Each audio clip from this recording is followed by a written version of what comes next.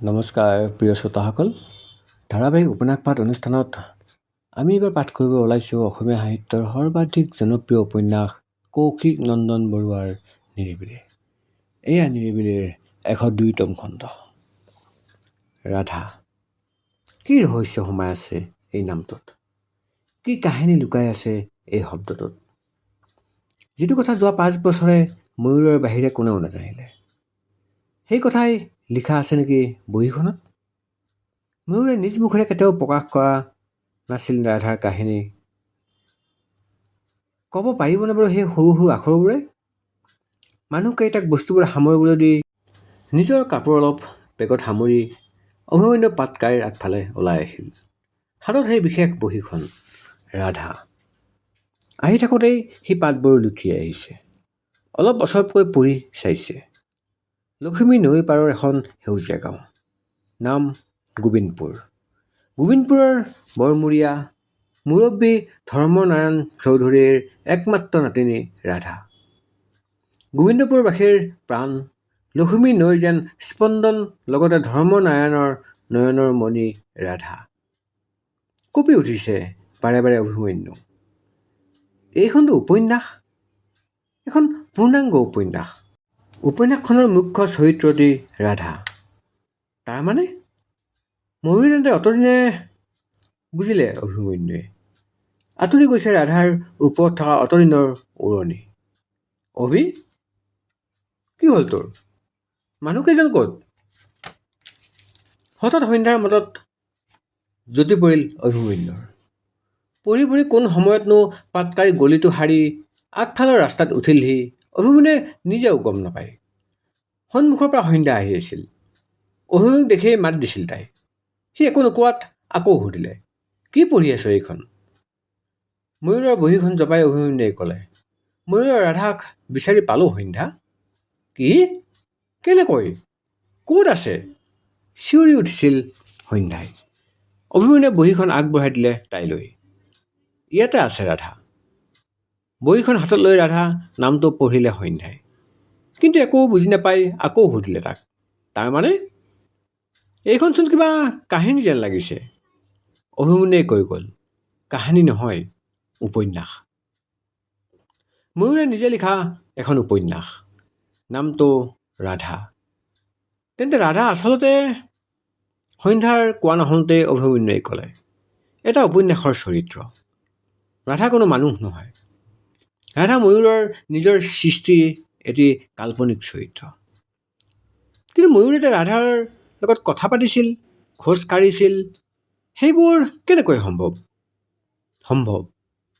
আমি দেখাবোৰৰ বাহিৰেও নেদেখা আন বহু কথা থাকে। দেখাবোৰ বিজ্ঞান আৰু নেদেখাবোৰ মনোবিজ্ঞান। মনোবিজ্ঞানত চব সম্ভৱ। কথাবোৰ সাঁথৰ যেন লাগিল সন্ধ্যাৰ। বুজা নাই তাই একো। তাই আকৌ সুধিলে, মই বুজা নাই অভি। যদি ৰাধা নামৰ কোনো নায়েই, তেন্তে ময়ূৰৰ ওচৰলৈ ৰাধা কেনেকৈ আহে? সন্ধ্যাই বুজিব পৰাকৈ কৈ গ'ল অভিমন্যুৱে, মোৰ দিল্লীত এজন চিনাকি বন্ধু আছিল। তেওঁ চাইক'লজিৰ ষ্টুডেণ্ট। এবাৰ তেওঁ তাৰ নাটকৰ লগত কথা পাতি থাকোঁতে সি কৈছিল, নাট্যকাৰে যেতিয়া এখন নাটক লিখে, তেতিয়া তেওঁ কাহিনীটোত এনেকৈ সোমাই পৰে যে অকলশৰীয়া মুহূৰ্তত সেই কাহিনীৰ চৰিত্ৰসমূহৰ উপস্থিতি অনুভৱ কৰিবলৈ লয়। আৰু লাহে লাহে বাস্তৱৰ পৃথিৱীখনৰ পৰা তেওঁ বেলেগ হৈ গৈ থাকে। একেটা কথাই উপন্যাসৰ ক্ষেত্ৰতো খাটে। ময়ূৰৰ লগতো সেইটোৱেই হ'ল। সৰুৰে পৰাই সি অকলশৰীয়া। তাৰ নিসংগতাৰ ফলতেই ৰাধাৰ জন্ম হৈছিল। অকলশৰীয়া মুহূৰ্তবোৰত ৰাধা তাৰ প্ৰিয় সংগী হৈ পৰিল। আৰু লাহে লাহে ৰাধা এখন পূৰ্ণাংগ উপন্যাসৰ ৰূপ পালে। আচৰিত হৈ গৈছিল সন্ধ্যাই। আচৰিত ৰহস্য সোমাই আছিল ময়ূৰৰ মাজত। তাকেই। কিন্তু সি ৰাধাক সকলোৰে সন্মুখলৈ উলিয়াই অনাৰ সুযোগ নাপালে। সময়ে নিদিলেই তাক সেইটো সুযোগ। অভিমন্যুৰ কথাত মনটো সেমেকাই তুলিছিল সন্ধ্যাৰো। কি এক আচৰিত ব্যক্তিত্ব আছিল ময়ূৰৰ। সকলোকে বাস্তৱৰ পথ দেখুৱাই ফুৰা ল'ৰাটো নিজেই যে এক কল্পনাৰ মায়াজালত সোমাই আছিল, ভাবিলেই আচৰিত লাগে।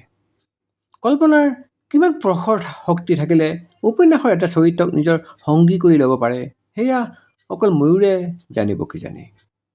অভিমন্যুৱে বহীখন বুকুত সাৱটি ল'লে। কিন্তু ময়ূৰৰ ৰাধাক মই উলিয়াই আনিম।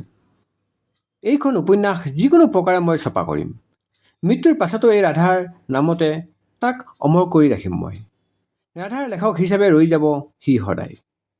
অভিমন্যুৰ চকুহাল চলচলীয়া হৈ উঠিছিল কথাখিনি কওঁতে। সন্ধ্যাই তাৰ বাহুত হাত থৈ কৈছিল, ময়ো আছোঁ তোৰ লগত অভি, ময়ূৰক জীয়াই ৰাখিম আমি। অভিমন্যুৰ চকুত পৰিছিল সন্ধ্যাৰ ডিঙিৰ কৃষ্ণ লকেটটোত ৰ'দ পৰি জলমলাই উঠিছিল। ময়ূৰৰ বস্তু ভৰাই গাড়ীখন অহাত অভিমন্যু আৰু সন্ধ্যা আশ্ৰমলৈ ঘূৰি আহিল। বগা কাপোৰেৰে লাহে লাহে বেৰি ধৰিছে আশ্ৰমৰ চোতালখন। বগা কাপোৰবোৰে চাৰিওফাল মেৰ খোৱাৰ লগে লগে অভিমন্যু যেন অধিক অশান্ত হৈ পৰিছে। কোনে কয় বগা শান্তিৰ প্ৰতীক? সেই বগা ৰঙৰ শ্ৰাদ্ধই ৰভাই কমাব পাৰে জানো আপোনজনৰ বিয়োগৰ বেদনা? বগা সাজযোৰে শান্ত কৰিব পাৰেনে স্বামীহীনা নাৰীৰ বুকুৰ যাতনা?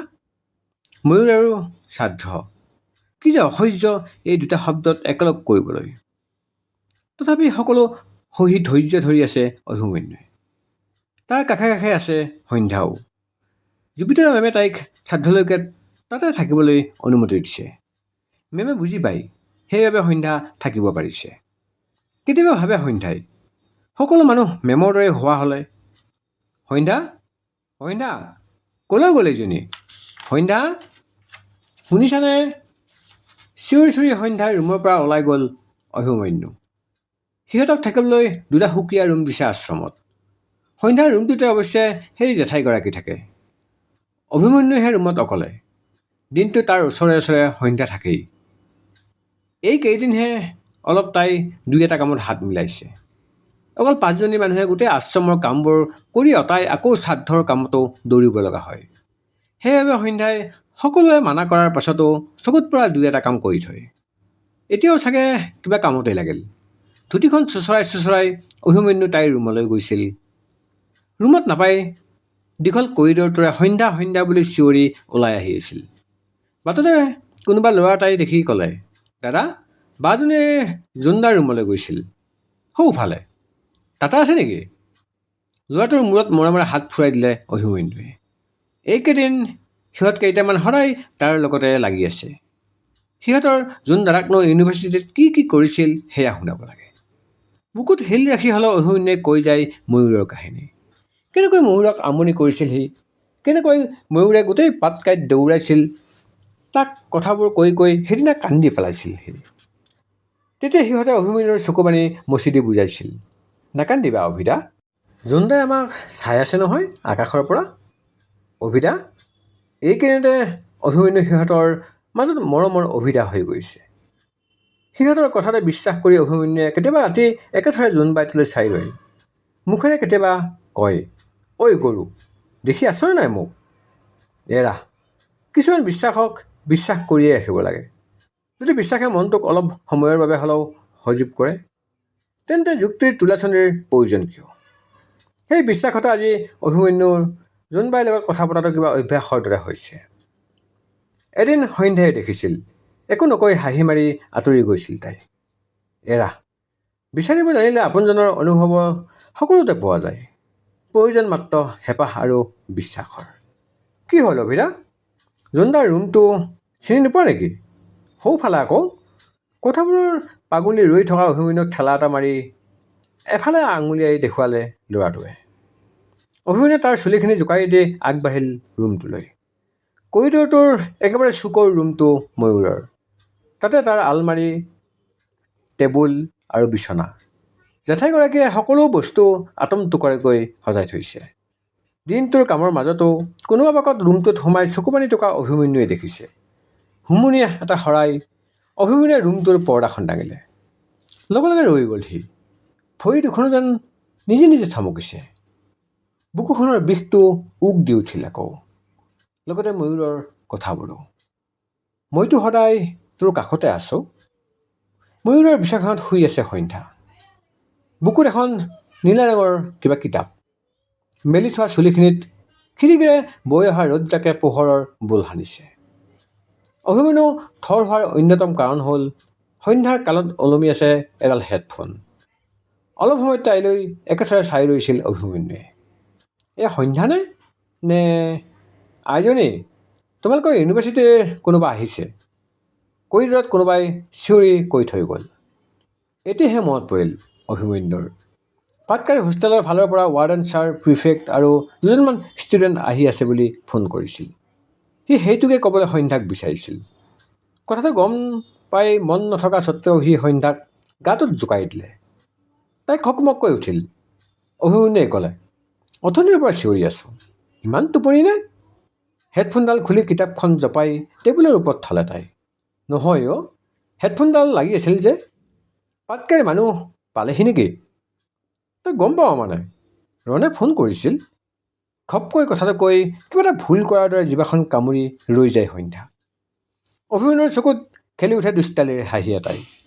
তাইৰ ওচৰ চাপি সি সোধে, কোনে ফোন কৰিছিল? মানে অনুৰণে নে ৰণে? যাহ এইডাল বুলি দৌৰি ৰুমটোৰ পৰা ওলাই যাবলৈ লওঁতে সন্ধ্যাক অভিমন্যুৱে থাপ মাৰি ধৰি ৰখায়। ৰ এই ধুতিখন ঠিক কৰি দে। দিনটোত তাৰ কেইবাৰ ধুতি হলকে ঠিক নাই। সন্ধ্যাই ভোৰ ভৰাই ধুতিখন ঠিক কৰে। ধুতি এখন চম্ভালিব নাজানো, বুঢ়া হলি সি। অভিমন্যুৱে হাঁহি থাকে তাইলৈ চাই। হাঁহিছে চা নীলাজডাল, যা সোনকালে, মই চাহ নি আছোঁ বুলি সন্ধ্যা ওলাই যায়। অভিমন্যুৰ মুখত হাঁহিটোৱে লগতে এটা হুমুনিয়া হাঁহো ওলাই ৰয়। সন্ধ্যাই কেনেকৈ জানিব তাইৰ মাজত অভিমন্যুৱে কাক বিচাৰি পাইছে?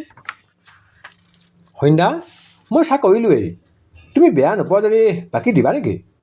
এয়া কাপকেইটা উলিয়াই থৈছোৱেই। পাকঘৰত সোমাওঁতেই মানুহগৰাকীয়ে সন্ধ্যাক ক'লে। এইকেইদিনতে সন্ধ্যা নিজৰ দৰে হৈ পৰিছে তেওঁলোকৰ। কাম বন কৰাৰ উপৰিও সুখ দুখৰ কথাও সন্ধ্যাৰ লগতে পাতে। তাইও মাহী মাহী বুলি বৰ আদৰ কৰে তেওঁলোকক। দিয়ক মাহী, মই বাকী দিম বুলি সন্ধ্যাই চাহৰ কেটলিটো হাত লৈ ল'লে। তুমি লৈয়ে যাবা হা চাহখিনি। ঋতুহঁত স্কুলৰ পৰা আহিল, মই সিহঁতৰ কাপোৰ সলাই দিওঁগৈ। কথাটো কৈ তেওঁ বৰ খৰধৰকৈ ওলাই গ'ল। ভাল লাগে সন্ধ্যাৰ এওঁলোকলৈ। এগৰাকীৰো বিয়া নহ'ল, কিন্তু মাতৃৰ অকৃত্ৰিম মমতাৰে তুলি তালি ডাঙৰ কৰিছে আশ্ৰমৰ ২০টাতকৈও অধিক শিশু। মজিয়াতে বহি সন্ধ্যাই চাহ বাকিবলৈ লাগিল। খিৰিকীৰে সোমোৱা বতাহ এচাকত তাইৰ কাষৰ চুলিবোৰে উৰি আহি চকুত পৰি আমনি কৰিছেহি। হাত দুখন বন্দী হৈ থকাৰ বাবে বাহুটোৰেই চুলিখিনি আঁতৰোৱাৰ বৃথা চেষ্টা চলাইছে তাই। এনেতে কোনোবাই আহি সন্ধ্যাৰ চুলিখিনি কাণৰ কাষলৈ ঠেলি দিলে। এই পৰশটো চিনি পায় সন্ধ্যাই। মূৰ নোতোলাকৈ ক'লে তাই, পালাহি? হাঁহি মাৰি উত্তৰ দিলে অনুৰণে। নেদেখাকৈয়ে চিনি পালানে মোক? তোমাক নাপামনে চিনি? অনুৰণে মিচিকিয়াই। সন্ধ্যাই চাহৰ ট্ৰেখন লৈ বাহিৰলৈ যাবলৈ লৈছিল। তাইৰ চুৰ্ণিখন চুঁচৰি যোৱা দেখি অনুৰণে মাতিলে, ৰবা। কি হ'ল? সন্ধ্যা ৰৈ গ'ল। অনুৰণে তাইৰ ওচৰ চাপি চুৰ্ণিখন উঠাই দিলে, লগতে দুয়োফালে মিলাই বুকুৰ ওপৰত ভালকৈ সজাই দিলে। থেংক ইউ মিষ্টাৰ বুলি হাঁহি এটা মাৰি সন্ধ্যা ওলাই গ'ল। পিছে পিছে অনুৰণো। অৱশেষত হৈ গ'ল ময়ূৰৰ শ্ৰাদ্ধ। অভি সন্ধ্যাৰ লগতে পখী আৰু অনুৰণো গোটেই দিনটো আছিল তাত।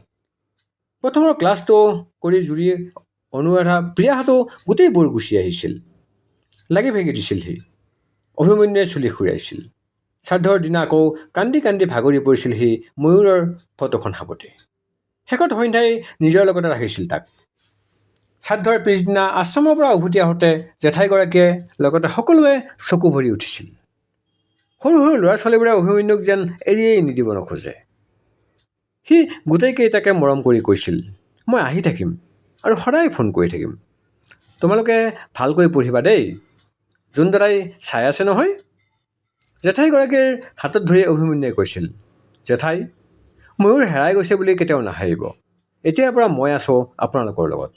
এই আশ্ৰমখনক লৈ ময়ূৰৰ যি যি সপোন আছিল সেয়া মই পূৰ কৰিম। জেঠাইয়ে সাৱটি ধৰিছিল তাক। সন্ধ্যাই ভৰি চুই সেৱা কৰিছিল তেওঁ। মন চন মাৰি নাথাকিব জেঠাই, মই আহি থাকিম। অশ্ৰুসিক্ত নয়নেৰে উভতি আহিছিল অভিমন্যু আৰু সন্ধ্যা।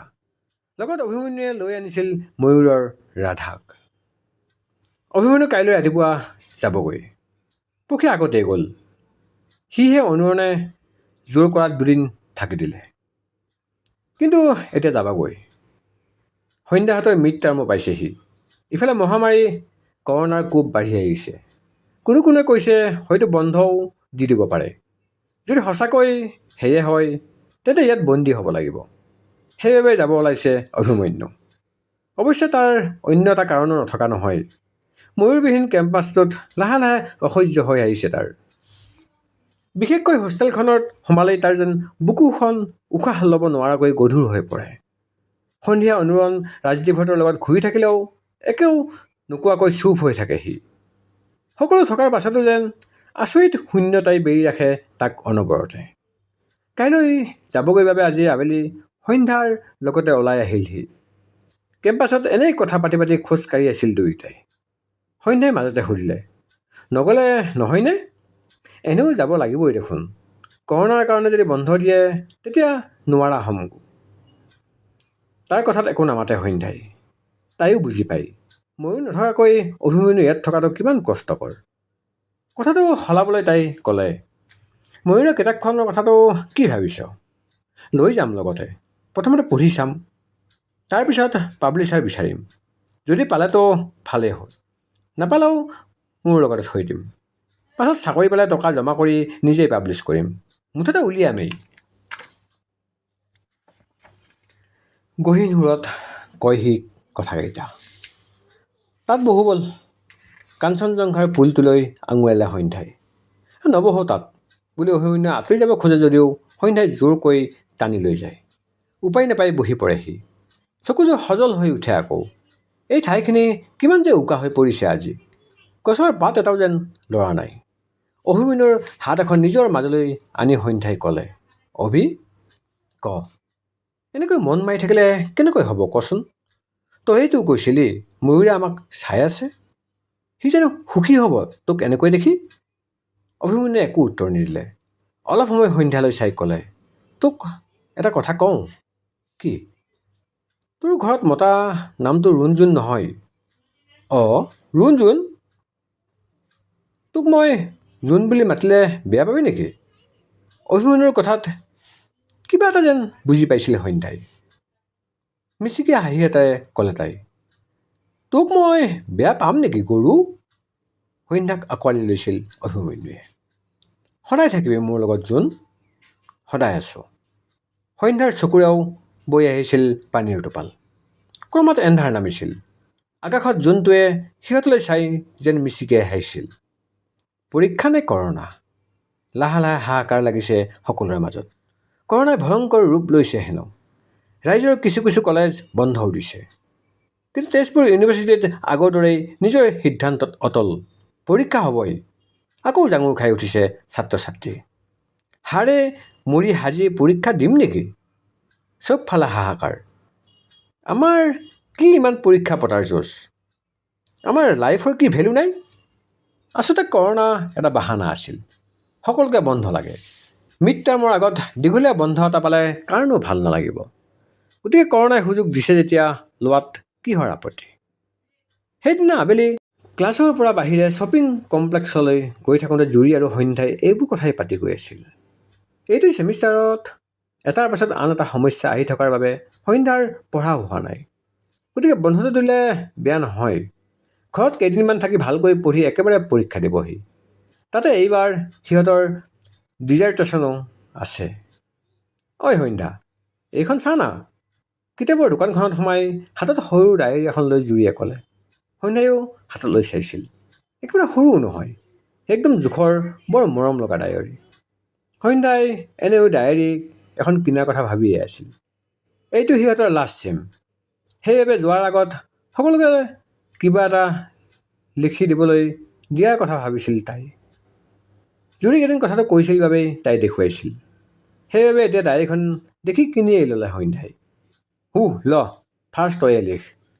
ডায়েৰীখন কিনি ঘূৰি আহোঁতে জুৰিলৈ আগবঢ়াই দিলে সন্ধ্যাই। জুৰিয়ে লগে লগেই উত্তৰ দিলে, না না, মই ফাৰ্ষ্ট নিলিখোঁ দেই। ফাৰ্ষ্ট তেখেতক দে আকৌ। কোন তেখেত বা?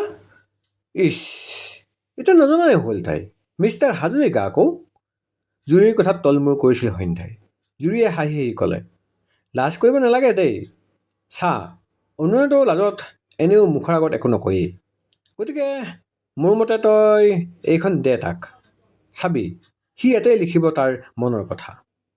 জুৰিৰ কথাটোৱে ভবাই তুলিলে সন্ধ্যাক। সঁচাই সকলো পৰিষ্কাৰ হ'লেও এতিয়ালৈকেতো অনুৰণে মুখ খুলি কোৱাও নাই তাইক। ময়ূৰৰ ঘটনাটোৰ পাছত বহুদিন সিহঁত গোটেইবোৰৰ মন মৰি থকাৰ বাবে এনেবোৰ কথা উলিওৱা নাছিল। কিন্তু এতিয়াতো সিহঁতৰ যাবলৈয়ে হ'ল। এতিয়াও সি একো নক'বনে? নাই, ক'ব লাগিব। সন্ধ্যাই দিবই তাক এইখন। তাই জানে অনুৰণে লিখিব ইয়াত তাৰ মনৰ সকলো নোকোৱা কথা। জুৰি হোষ্টেললৈ যোৱাৰ পাছতেই এচেঞ্চিয়েলত ৰৈ সন্ধ্যাই অনুৰণলৈ ফোন লগাই মাতিলে। 2 মিনিটৰ ভিতৰত আহি পালেহি। কোৱা, কিয় মাতিলা? ইছ, কিবা কাৰণ থাকিলেহে মাতিব পাৰি নেকি? আচ্ছা, তেন্তে ফুৰিব যাবা নেকি? অনুৰৰ কথা কোৱাৰ ধৰণটোত হাঁহি উঠিল সন্ধ্যাৰ। হাঁহি হাঁহি তাই ক'লে, হ'ব, এই মিড টাৰ্মৰ আগত কলৈকো ফুৰিব নাযাওঁ। তোমাক বস্তু এটা দিব আছিল। কি? ডায়েৰীখন তালৈ আগবঢ়াই দিলে সন্ধ্যাই। এইখন লোৱা। মুখ ফুটাই ইমান দিনে একো ক'বই নোৱাৰিলা। এইখন দিছোঁ। ইয়াতে কিবা লিখি দিবা, ফেয়াৰৱেল বুলি। এই মাৰ্চতে ফেয়াৰৱেল দিলাই যে, আৰু 2 মাহ আছেইচোন। ফেয়াৰৱেল দিয়া নাই বুদ্ধু, লিখিবলৈ দিছোঁ। নহ'লে আপোনাৰ হ'ল আৰু। এনেই আৰু তোমাক এই নীৰৱ নামটো দিছিলোঁনে? কথাটো কৈ খিলখিলাই হাঁহি উঠিল সন্ধ্যাই। সলাজ হাঁহিৰে ডায়েৰীখন লৈছিল অনুৰণে। পলাশৰ ৰংবোৰে যেন থুপ খাইছিল তাৰ মুখত। সন্ধ্যাহঁতে ভবাতকৈও পৰিস্থিতি অধিক ভয়ানক হৈছিল মহামাৰীত। ভাৰতত দিনক দিনে বাঢ়ি আহিছিল কৰোণাত আক্ৰান্ত ৰোগীৰ সংখ্যা। লগে লগে বাঢ়িছিল মৃত্যুৰ হাৰো। সংক্ৰামক হোৱাৰ বাবে এই ৰোগটো সোনকালে এজনৰ পৰা আন এজনলৈ বিয়পে। এটা ভাইৰাছে যেন এফালৰ পৰা ধ্বংস কৰি আনিছিল পৃথিৱীখন। অসমত এতিয়ালৈকে হোৱা নাই যদিও আশংকা নথকা নহয়। শেষত চৰকাৰে ঘোষণা কৰিলে ৰাজ্যৰ সকলো শিক্ষানুষ্ঠান 1 সপ্তাহৰ বাবে বন্ধ। লগে লগে সকলো স্কুল, কলেজ, ইউনিভাৰ্চিটি বন্ধ হৈ গ'ল। হোষ্টেলত থকা ল'ৰা ছোৱালীবোৰ ঘৰলৈ উভতিবলৈ লৈছিল। কিন্তু তেজপুৰ ইউনিভাৰ্চিটি নাচৰবান্দা। পৰীক্ষা পাতিবই। পুনৰ জাঙুৰ খাই উঠিল ছাত্ৰ সমাজ। ভাবিছে কি বুলি ইউনিভাৰ্চিটিয়ে? আমাৰ বেমাৰ হ'লে ৰিস্ক কোনে ল'ব? কৰোণা কি তেজপুৰ ইউনিভাৰ্চিটি কেম্পাছত নাহে নেকি? ফেচবুক, হোৱাটছএপত আকৌ চলিল টিউক লৈ ঠাট্টা মস্কৰা। মিম বনোৱাই মিম বনালে, কৌতুক বনোৱাই কৌতুক কৰে। মুঠতে বন্ধ লাগে। পৰীক্ষালৈ মাজত এদিন মাত্ৰ। এতিয়ালৈকে অফিচিয়েল নটিচ একো অহা নাই যদিও অহুকাণে পহুকাণে খবৰটো বাগৰিছে বন্ধ হেনো দিব। তথাপি সন্ধ্যাহঁতে বিশ্বাস কৰা নাই। পৰীক্ষাৰ আগদিনা কথাটো প্ৰায় সঁচা বুলিয়েই ওলাল যে বন্ধ বোলে দিব। কিন্তু নটিচ একো নাই। কোনে কাক বিশ্বাস কৰিব? ভাগ্যকে ধিয়াই পঢ়া শুনাতে লাগি আছে আমাৰ ৰাইজ। ঘনে ঘনে নটিফিকেশ্যন চেক কৰিছে। কিজানি ভাল খবৰটো আহেই? নাই, একো নাই। লাইব্ৰেৰীৰ পৰা পঢ়ি উভতি আহোঁতে সন্ধ্যাই খঙেৰে অনুৰণক ক'লে, একদম বেয়া পাইছোঁ যোৱা তোমাক। কিয়? কেতিয়াবাই দিলোঁ ডায়েৰীখন, আজিলৈকে ঘূৰাই নিদিলা। নহয় মানে, কি নহয় মানে? অলপ ৰৈ অনুৰণে ক'লে, ঠিক আছে, কাইলৈ পৰীক্ষাৰ পাছত দি দিম, হ'বতো? সঁচা? বঢ়িয়া, ফূৰ্তিতে চিঞৰি দিছিল সন্ধ্যাই। তাই জানে অনুৰে নিশ্চয় তাত লিখিছে অতদিনৰ নোকোৱা কথাটো। সোণহিৰি গেট পাই সন্ধ্যাই ক'লে, ৰণ, শুনে না? কোৱা, যদি কাইলৈৰ পৰা সঁচাই বন্ধ দিয়ে, পৰহিলৈ আমি গণেশ ঘাটলৈ যাম হা? অনুৰণে হাঁহিছিল। বন্ধ দিব ঘৰলৈ যাবলৈ, ফুৰিবলৈ নহয়। যামতো ঘৰত, তথাপি তাৰ আগত এপাক গণেশ ঘাটলৈ যাম। যাবানে? ঠিক আছে, যাম দিয়া। অনুৰণৰ কথাত হাঁহি মাৰি হোষ্টেললৈ যায় সন্ধ্যাই। তাই জানে কাইলৈ যেতিয়া অনুৰণে তাইৰ ডায়েৰীত লিখি দিব, তাৰ পাছত সিহঁতে অলপ সময় অকলশৰে কটাব। অনুৰণৰ লগত কিছু নিৰিবিলি সময় পাৰ কৰিব সন্ধ্যাই। বহুত কথা পাতিব। তাৰ বাবে গণেশ ঘাটতকৈ উত্তম আন ঠাই কি হ'ব পাৰে? কেনেকুৱা লাগিছে বাৰু প্ৰথমতে যেতিয়া অনুৰণক তাই প্ৰেমিক ৰূপে সন্মুখত পাব? কথাবোৰ ভাবি ভাবি বিচনাত পৰেগৈ সন্ধ্যা। পৰীক্ষা দি ওলাই অনুৰণলৈ ৰৈ আছিল সন্ধ্যা। সি ডায়েৰীখন দিব তাইক, য'ত লিখা থাকিব অতদিনৰ নোকোৱা সেউজীয়া বুকুৰ কথাবোৰ। বুকুৰ ধক ধক বাঢ়িছিল তাইৰ। অনুৰণে জানিছিল তাই ৰৈ থাকিব বুলি। অলপ পাছতে ডায়েৰী আনি তাইৰ হাতত দিলেহি। ৰৈ থাকিব পৰা নাছিল সন্ধ্যা। খৰখোজেৰে আহি কেতিয়ানো ৰুম পালেহি গমেই নাপালে। ৰুম পায়েই লগে লগে ডায়েৰীখন ওলাই তাই উফ উশাহবোৰ বন্ধ হৈ যাব এতিয়া। ইমান মাদকতা আছে ভাল পোৱাত। প্ৰথম পৃষ্ঠাটো মোকলাই সন্ধ্যাই। কি লিখা আছে তাত? বাৰু চিধা চিধিকৈ লিখিবনে সি? আচৰিত হৈছিল সন্ধ্যা। পৃষ্ঠাটো খালী, তাৰ পিছৰটো উকা। নাই, একো নিলিখিলে অনুৰণে। চকু দুটা ভৰি আহিল তাইৰ। ইমান মৰমেৰে তাই দিছিল, কিন্তু এনেকুৱা কৰিব লাগেনে? খঙত তাই দলিয়াই দিলে ডায়েৰীখন, গৈ বিচনাৰ ওপৰত পৰিলগৈ। খুব খং উঠিছে তাইৰ। কিয় এনেকুৱা এই ল'ৰাটো? বুজি পালেও কিছুমান অনুভৱ প্ৰকাশ কৰিলেতো ভাল লাগে। কিয় নুবুজে সি? এনেতে বাহিৰত চিঞৰ বাখৰ শুনি ওলাই আহিল সন্ধ্যা। চবফালে এনেকুৱা যেন হৈছে কিবা উৎসৱহে। কোনোবাই বিয়াৰ নাম গাইছে, কোনোবাই বিহু। ৰাস্তাত চবৰে আড্ডা। সন্ধ্যাই বুজা নাই আচলতে কি হৈছে। পাছতহে প্ৰিয়াই ক'লে কাইলৈৰ পৰা হেনো বন্ধ। অৱশেষত টিউৱে বন্ধ দিলেগৈ। 1 সপ্তাহৰ বাবে বন্ধ। বঢ়িয়া। বন্ধ দিলেই যেতিয়া কাইলৈ গণেশ ঘাটতে তাক কিবা ক'ব লাগিব। এইটো ক'ব যে তাই তাক ভাল পায়।